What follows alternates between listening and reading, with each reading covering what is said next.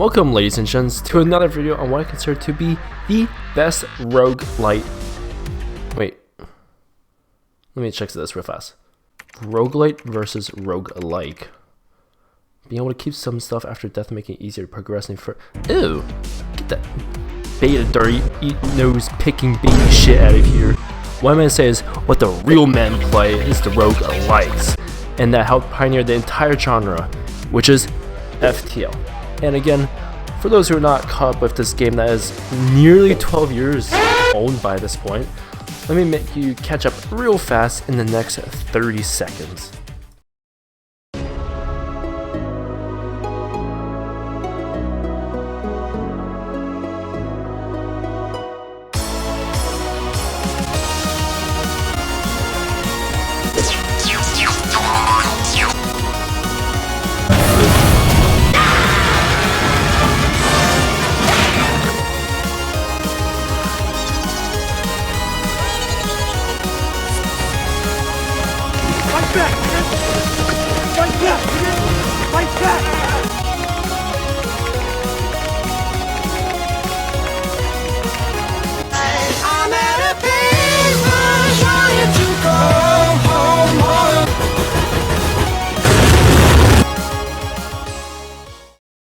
Come over here and kiss me on my hot mouth. I'm feeling romantical. Now, sorry for the slight intrusion. Before the video begins, I know I haven't posted in a year.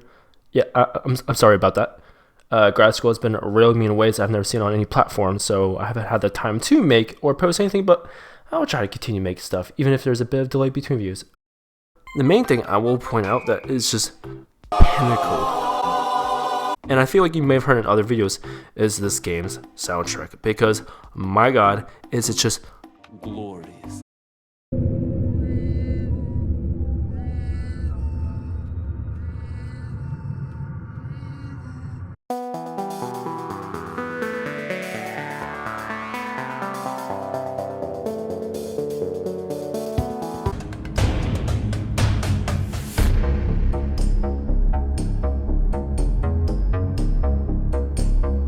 So now you've gotten a little glimpse at the game.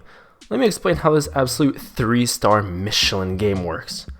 This is you, a puny little, tiny, pathetic captain, leading the ship in order to restore the main rebel mothership that is galaxies away. In the process, you have these little rebel shits trying to stop you at any given moment. Now, before I get ahead of myself, let's explore around this ship and see how does one man this behemoth. First things first, we got these little cute rooms with different stations inside of them. We have the pilot, you want to know where to drive it, weapons, engine to go bird, shields, oxygen, doors, and cameras, which are your main starting point rooms. You can then put reactor energy into all these systems down here in order to power them up in order for them to work. However, you might notice we don't have enough power, so the first currency of this game is these credits allow you to upgrade modules in your ship, buy stuff in stores, or random events that might need it. When you're able to power up each system, they could be further allocated to different things like weapons, etc. But in order to control all of this, we need a strong and mighty crew in order to pilot this hunk of junk in space. With each of the spaceships, we have different crew that have special quirks. Do get a bit quirky at night. To them, we have the human who learns fast, Mantis who fights, engineer who repairs, and many more that I do not have enough time to fully explain. Some systems require a crew member in order to work, such as the pilot, but some use a crew member in order to get better stats like faster shield and weapon charge, etc, etc, etc, etc. If this is confusing, I'm sorry, but it only gets more complicated once we get into combat. But to better explain this, let me show you a run to further explain things along the way.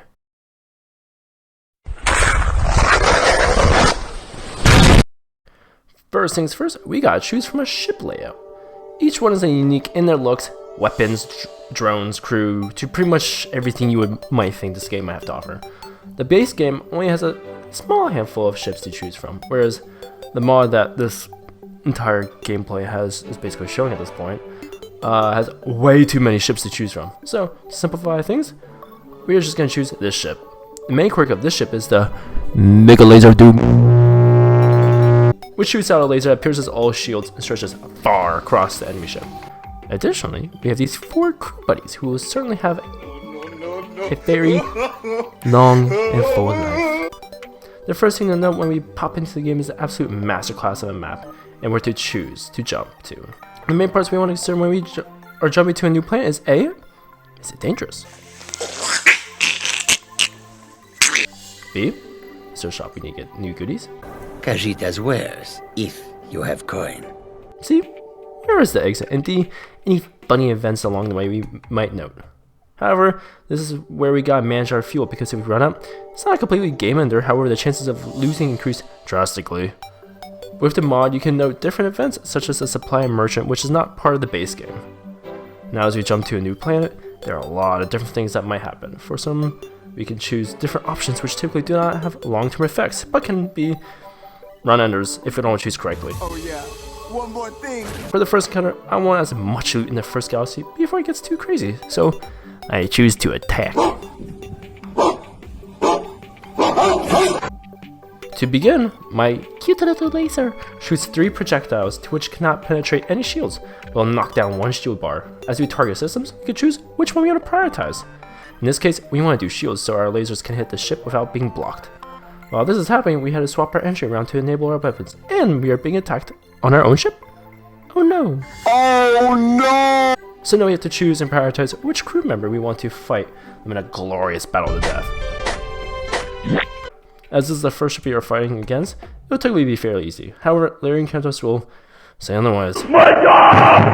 Once we take down this ship, we are awarded stuff. This can either take place in fuel, missiles, drone parts, and certain augments and weapons as rare drops. Now the next place we go to is a 6 shop. These will not always be peaceful, but they will typically sell you goods like weapons, slavery. Have lot A, lot B, and lot C.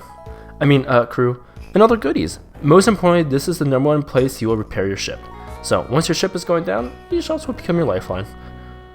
After the ship, I will breeze through the other encounters in this sector, but one of the encounters we randomly get is a cool new crew to which we can rescue from a random medical ship. The main thing to keep note here is that these events never have the same outcome, so there's a high risk to intervene since you can potentially lose a crew member instead. Once they're defeated, we now have options of going to a new sector, but there are 3 types of sectors you could choose from. One of them being the peaceful, not really, sector, the hostile, which, get this, it's hostile. And then additionally, we also have the nebula, which is just,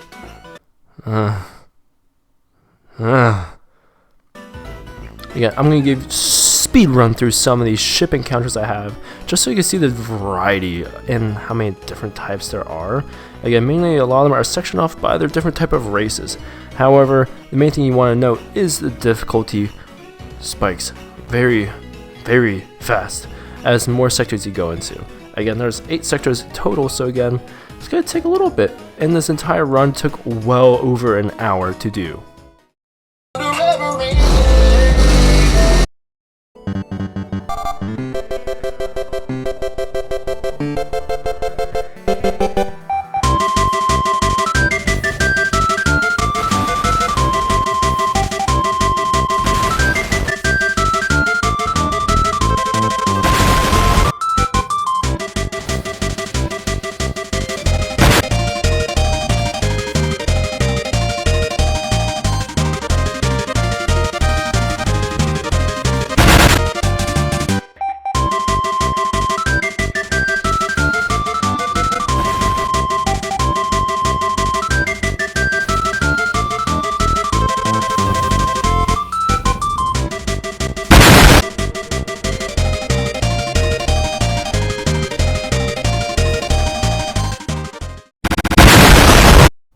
And for one of my very, very great examples of this game and how just horrendously chaotic you get with all the management of the energy from things hitting your ship, from things you're going to want to hit on this ship, is this next encounter.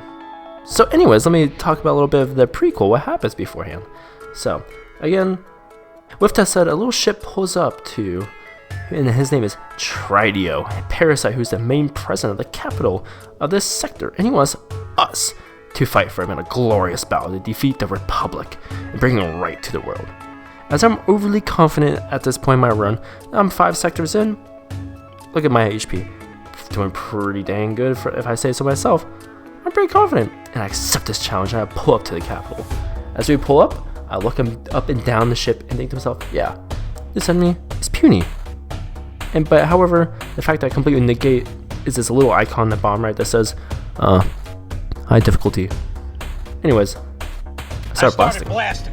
To which I realized really fast it was a big mistake. As I send 4 guys to my ship, they disable a lot of my weapons, they disable my shields, and on top of that, they have 4 different weapons, they have a lot of shields, and at this point, it just all of a sudden just kind of goes away. My hopes and dreams of being able to go on this run. And I was doing amazing before the ship. Amazing. And this one ship just completely just ruined my run. And again, everything happened so quickly, you just glance away from the screen and you look back and oh, your ship's gone. And that's typically what happens with majority of your runs. And with all that being said, this is where I'm going to be wrapping up for this video. Goodbye. Remy, come. Remy, sit. Speak. Fuck! Good boy.